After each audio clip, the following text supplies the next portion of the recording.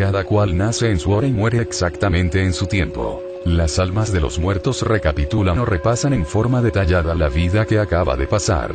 Este procedimiento se realiza siempre retrospectivamente. Durante tal proceso las almas recogen sus pasos, viven en aquellos lugares donde antes vivieron, repiten siempre lo mismo, los mismos hechos, los mismos sucesos. Cuando llegan a revivir los instantes de la primera infancia parecen niños. Es obvio que una vez repasada la vida tal como sucedió, se presentan ante los señores del karma, ante los tribunales de la ley, listos para ser juzgados. Esto es lo que se llama presentarse uno ante los tribunales de Dios. De tal juicio, de tal fallo, resulta el porvenir de cada alma. Algunas almas suben a las regiones celestes antes de regresar a este mundo. Otras entran en los mundos infiernos, situados estos últimos dentro del interior de la tierra. Y otras, finalmente, regresan inmediatamente o mediatamente a este valle de lágrimas. Esto de retornar o regresar a este mundo suele ser bastante doloroso. Desgraciadamente, siempre nos toca regresar. Los ángeles de la vida conectan el hilo de plata con el zoospermo que va a ser fecundado en una matriz. La criatura se gesta en el vientre, pero el alma que regresa solo entra realmente en el cuerpo en el instante en que el niño hace la primera inhalación de aire. Comprender esto es vital e indispensable. Así pues nosotros, antes de esta vida que tenemos actualmente, tuvimos no solo una pasada existencia, sino muchas otras. Cada cual nace de acuerdo con su propio destino. Unos nacen en familias ricas y muy adineradas, y otros regresan o retornan entre gentes pobres y miserables. Si hicimos bien en nuestra pasada existencia, recogemos ahora el premio, volvemos a hogares donde nada nos falta y tendremos comodidades de toda especie. Si hicimos mal, si malgastamos el dinero, si fuimos avaros, si explotamos al prójimo, si cometimos el error de robar o de arruinar a otros, si hicimos mal uso del dinero, es evidente que nos toca volver entre familias miserables, vestidos con cuerpos de mendigos, infelices, hambrientos y desnutridos. Así cada cual recoge el fruto de sus propias acciones. Es ostensible que las gentes no recuerdan sus vidas pasadas porque tienen la conciencia dormida. Si las gentes tuvieran la conciencia despierta, entonces es obvio que recordarían todas sus anteriores existencias. Uno debe esforzarse en hacer obras de caridad, vestir al desnudo, dar de comer al hambriento, dar de beber al sediento, enseñar al que no sabe, etcétera, etcétera, etcétera, para que en su futuro retorno, para que de regreso a la tierra después de la muerte, renazca en lugares bellos, hermosos, entre gentes de buenas costumbres, con mucha abundancia, paz y prosperidad. 1. ¿Existen ángeles de la vida y ángeles de la muerte? Con el mayor gusto responderé a su pregunta. Los ángeles de la muerte concurren a los lechos de los agonizantes y viven normalmente en la quinta dimensión, en el mundo astral del cual nos habla el esoterismo y el ocultismo. Los ángeles de la vida tienen figuras de niños, saben mucho de medicina oculta, tienen poder sobre las aguas de la existencia, sobre la matriz, sobre el líquido amniótico, sobre los órganos creadores, y viven normalmente en la cuarta dimensión, en el mundo etérico. No hay duda de que los ángeles de la vida trabajan con las mujeres durante el parto. Ellos pueden abrir toda matriz y ayudar en todo nacimiento. Suelen ser médicos asombrosos, realmente ellos son los encargados de conectar el hilo de la vida con el zoospermo fecundante. Ellos son los agentes secretos que ayudan a toda mujer parturienta. 2.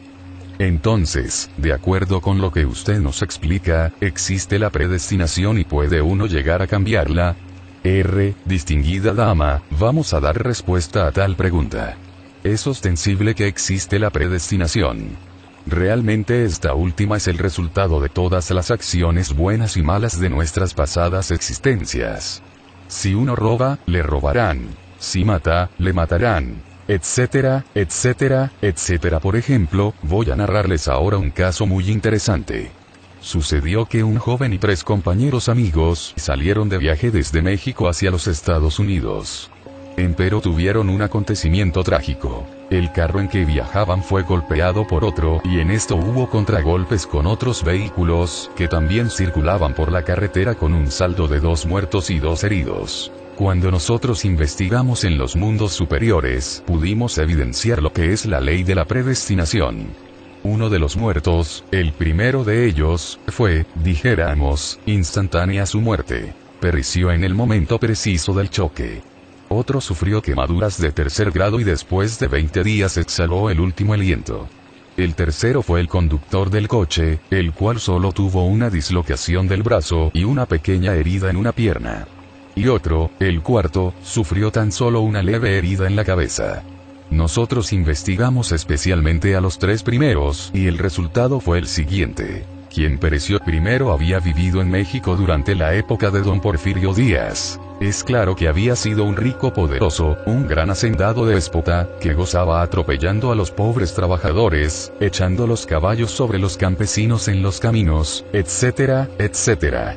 Quien muriera de quemaduras graves, había cometido el error de echar gasolina sobre los cuerpos de sus hermanos, cuando estos últimos dormían en la noche y luego les había prendido fuego. Ese había sido pues su delito más grave en su pasada existencia, y ahora perecía entre un carro incendiado, moría con quemaduras de tercer grado. En cuanto al tercero, había hecho sufrir a un joven en su pasada existencia.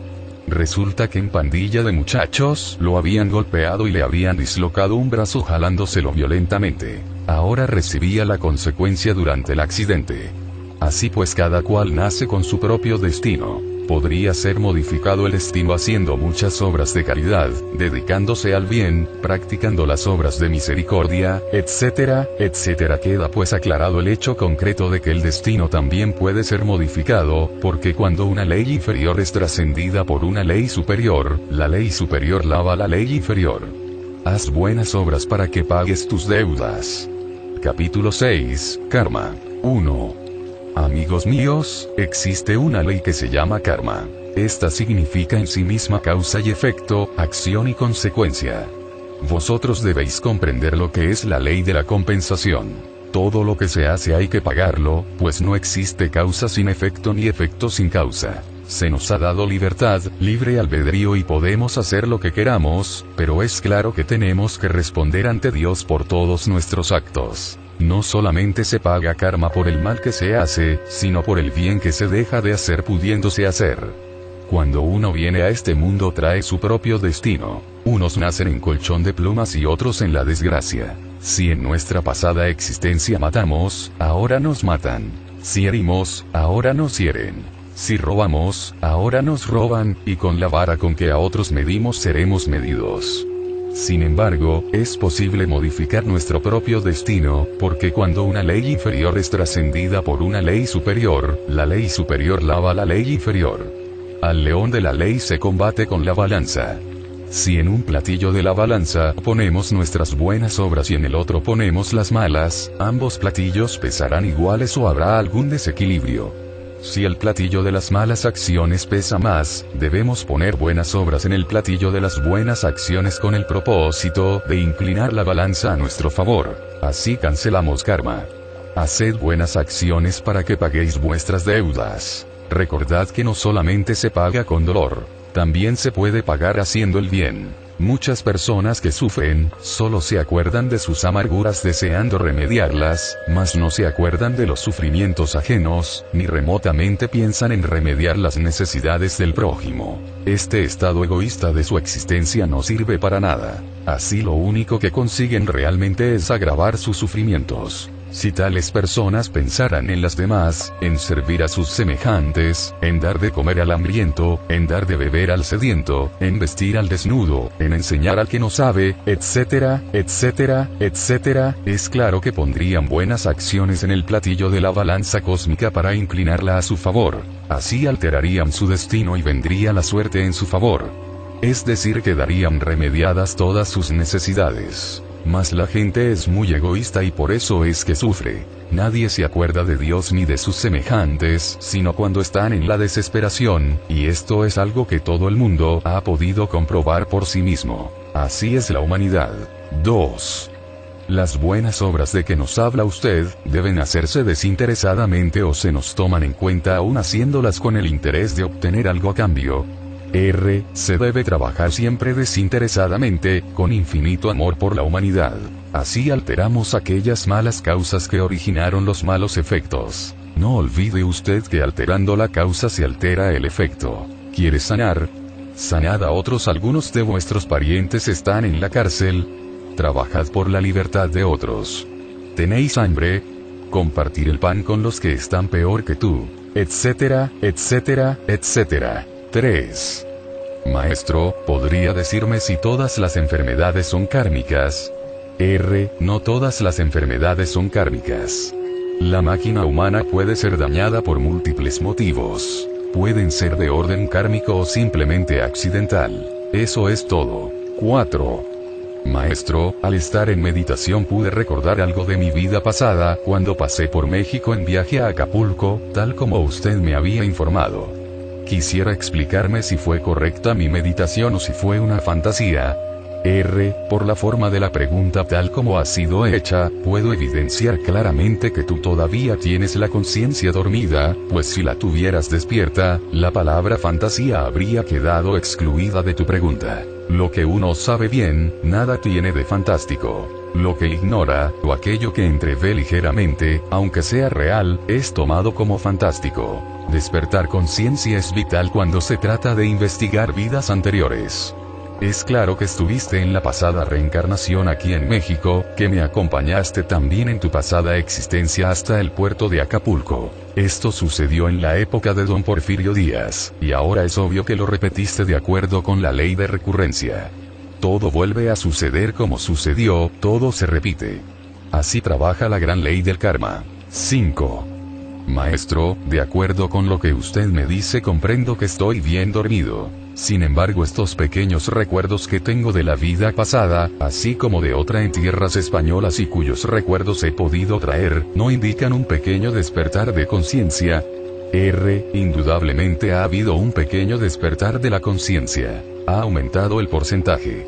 Las gentes comunes y corrientes tienen un 3% de conciencia despierta, pero en este caso podemos evidenciar un 10%, y eso es bastante. Difícilmente encontraríamos una persona que tuviera un 100% de conciencia despierta. Dese usted por satisfecho de tener, siquiera ese porcentaje de conciencia superior al de todos sus semejantes. 6. En meditaciones he tenido experiencias de ver que en mi vida anterior cometí muchos errores, ya que era un latifundista que tenía una hacienda en Cuautla, Morelos, en la que tenía muchos empleados a los que trataba a latigazos, cometiendo adulterios y violaciones, hasta que llegó la revolución en la que perdí todas mis posesiones. Me alisté en la revolución al lado de Pancho Villa, sufriendo hambres y todos los horrores de la guerra, y aunque morí viejo y al lado de mi familia, desde entonces hasta la fecha he venido sufriendo amarguras y sinsabores. He pensado que estoy pagando mi karma. ¿Qué podría usted decirme al respecto, maestro? Distinguido frater, mucho me alegra que usted recuerde su pasada existencia. Tengo que informarle que precisamente yo le conocí a usted en su vida anterior. Es obvio que usted está hablándome la verdad y nada más que la verdad. Como usted también estuvo entre las filas del general Francisco Villa, es natural que no podría dejar de conocerle personalmente.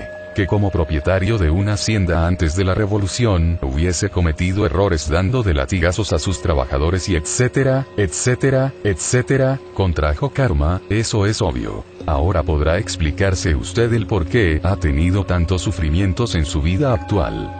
A otros usted hizo sufrir y ahora ha sufrido. A otros hizo trabajar intensivamente y ahora ha sido explotado por los amos en ciertos empleos en los que le ha tocado trabajar para ganarse el pan de cada día. Así es como pagamos lo que debemos. Ley es ley y la ley se cumple.